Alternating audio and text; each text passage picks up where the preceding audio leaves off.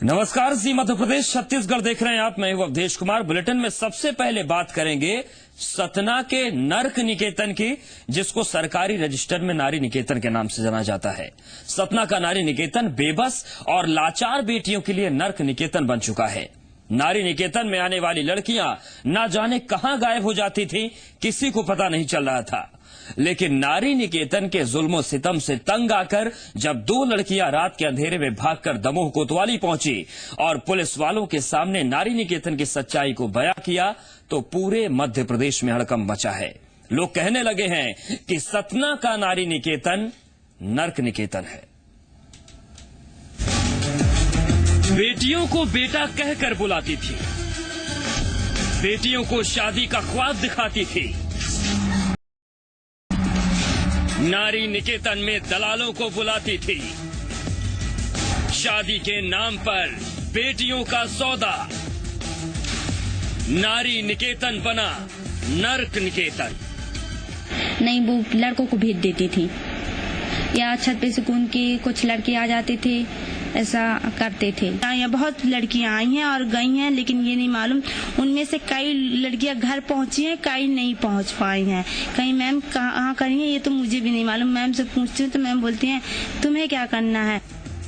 नारी निकेतन की नर्क भरी जिंदगी से आजाद होकर दमोह के कोतवाली थाने में बैठी बेबस और लाचार बेटियों के आंखों के आंसू सूखने का नाम नहीं ले रहे।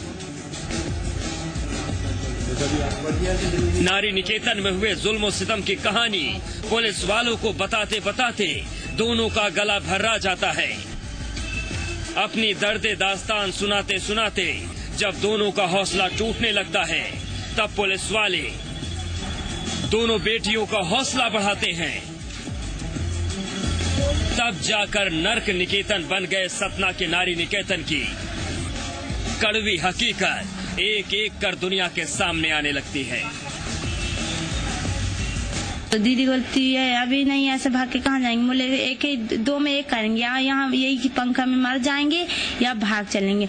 तो दीदी बोलती चलो भाग चलते हैं, मरना नहीं, मरेंगे तो क्या करेंगे। तो जब मर जाएंगे तो दुनिया लोग सोचेंगे कि इन लोग का कुछ वो था, अगर भाग के चलेंगे तो सबको पता चलेगा, तो अभी जब भी सब कुछ जागरूक होंगे। बोले ठीक है। रात की जो सुनीता नाम की लड़की थी, वो ग्राम बाबूपुर की, वही सतना की रहने वाली थी। एक्चुअली वो 14 साल की थी, तो मैम भी उसको रखी थी। तो वो मेरे से बताने लगी कि अंजू तुम यहाँ शादी के लिए हाँ मत करना। मैं बोली क्यों। तो बोलती यहाँ शादी की झांका देते हैं, लेकिन मैम यहाँ सौदा करते हैं। सतना के नारी निकेतन में घर से बेघर और गुमशुदा एक दो नहीं बल्कि 15 लड़कियां हैं, जिन्हें सतना नारी निकेतन की अधीक्षिका स्नेहलता श्रीवास्तव बेटा कहकर बुलाती है। बात मानने वाली बेटियों की नारी निकेतन में हर बात का ख्याल रखा जाता है।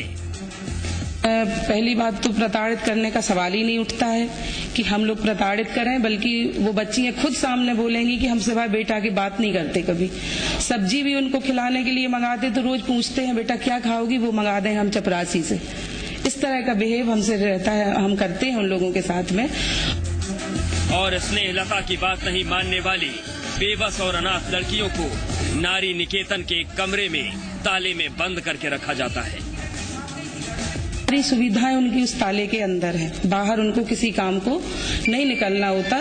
सिर्फ हम लोग जब वो अंदर गर्मी से परेशान होती हैं, तो जब हम लोग रहते हैं तब इनको हम बाहर बिठालते हैं अपने पास में 1-8 घंटे के लिए। उसके बाद हम उनको फिर अंदर कर देते हैं। रात में सिंधी कॉलोनी के रहने वाले लड़कों को नारी निकेतन में जिस्म फरोशी के लिए बुलाती हैं।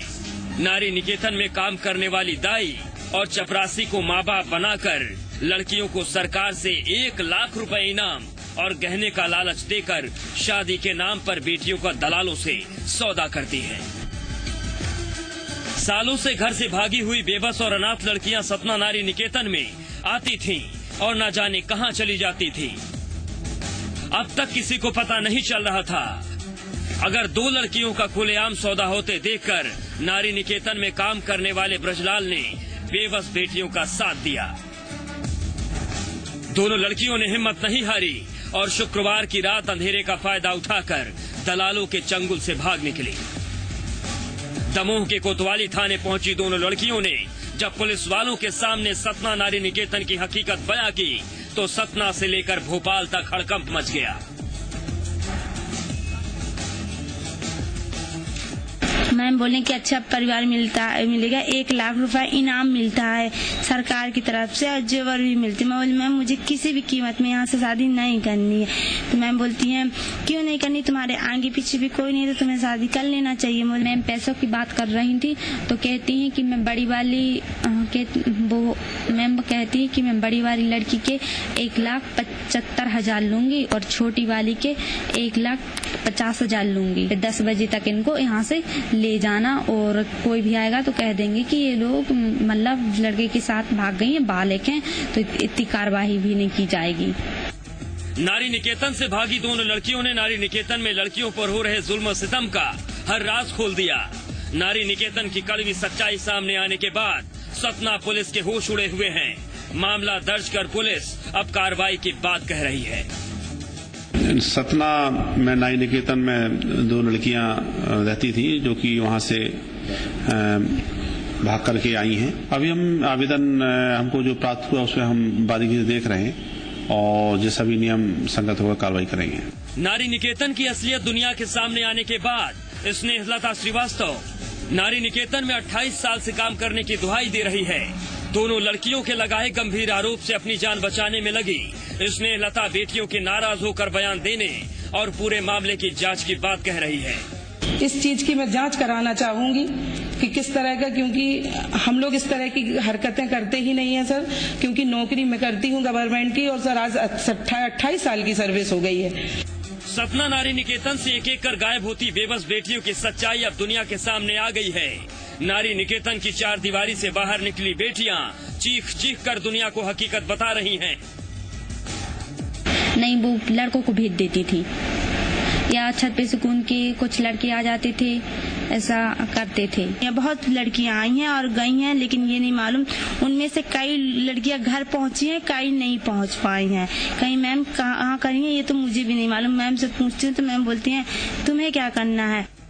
नारी निकेतन की सारी हकीकत जानने के बाद अगर प्रशासन और सरकार सतना नारी निकेतन पर कड़ी कार्रवाई नहीं करेंगी तो सतना का नारी निकेतन हमेशा के लिए बेबस और लाचार बेटियों के लिए नर्क निकेतन बन जाएगा।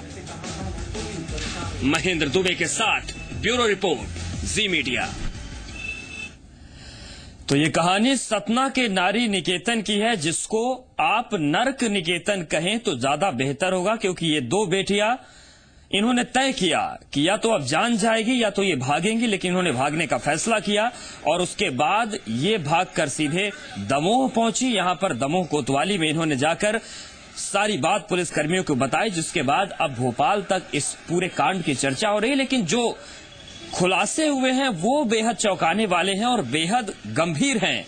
आरोप ये है कि सतना में जो नारी निकेतन चल रहा है वहां पर लड़कियों से जिस्म फरोशी करवाई गई, उनका सौदा किया गया और बीते दौर में तमाम लड़कियां अचानक लापता भी हुई, जिनकी आज तक कोई खोज खबर नहीं लग पाई। हालांकि अब सतना पुलिस मामले की जांच कर रही है, लेकिन जिस तरीके से पूरे मामले का खुलासा हुआ है ये कहीं न कहीं पूरे सिस्टम को एक बार झकझोरने वाला है और ये सोचना होगा कि आखिर जिस तरीके से छत्तीसगढ़ की आप बात कर लीजिए, वहां पर बालिका छात्रावास में इस तरीके की घटनाएं सामने आ चुकी हैं और अब सतना का जो नारी निकेतन है वो भी सवालों के घेरे में है।